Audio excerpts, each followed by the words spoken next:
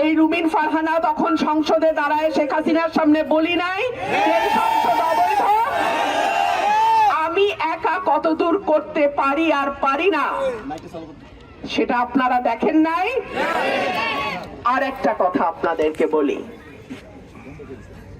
সরকারি দলের এমপির বরাদ্দ যতটুকু, বিরোধী দলের এমপির বরাদ্দ কিন্তু ততটুকুই।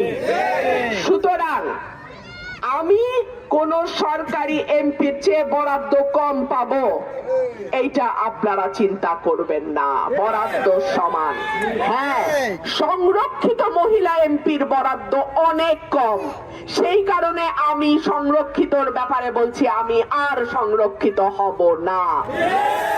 কারণ সংরক্ষিতর বরাদ্দ এত কম যে ওইটা দিয়ে কোনো কাজ, দৃশ্যমান কাজ করা যায় না। কিন্তু নির্বাচিত এমপির বরাদ্দ সে সরকারি দলের হোক আর বিরোধী দলের হোক সমান। আর একটা প্রশ্ন করি, সরকারি দলে কোন দল যাবে আগের থেকে জানি কেমনে?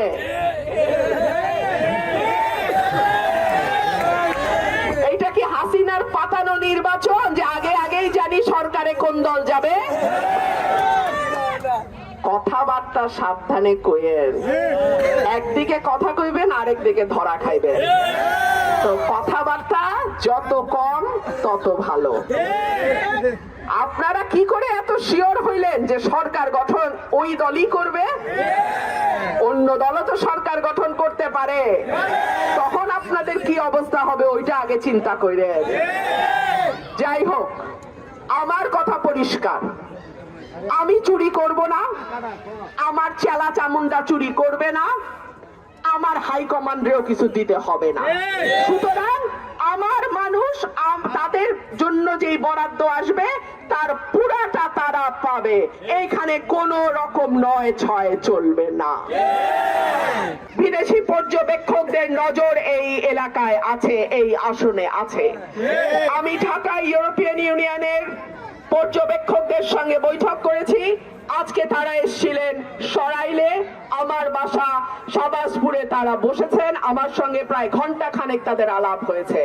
সুতরাং কেউ যদি মনে করেন ইলেকশন ইঞ্জিনিয়ারিং করবেন এই আসনে, তাদেরকে আমি সাবধান করে দেই।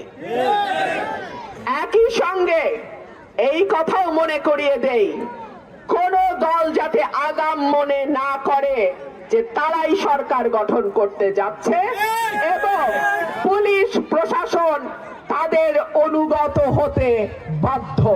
কোন দল যেন এই ভুল না করে। 12 তারিখের ভোট পুরো রাজনীতির চেহারাও পাল্টে দিতে পারে। আমরা যদি এই রাস্তাঘাটের উন্নয়ন না করতে পারি, আবারও যদি এমন কারো হাতে এই এলাকা যায় যে 5টা বছর শুধু তার নিজস্ব লোকজন দিয়েই সময় পার করে দিবে, তাহলে কিন্তু এলাকার মানুষের, সাধারণ মানুষের ভাগ্যের কোনো পরিবর্তন হবে না। যেহেতু আমি কোনো দলের প্রার্থী না, আমার কোনো হাই কমান্ড নাই,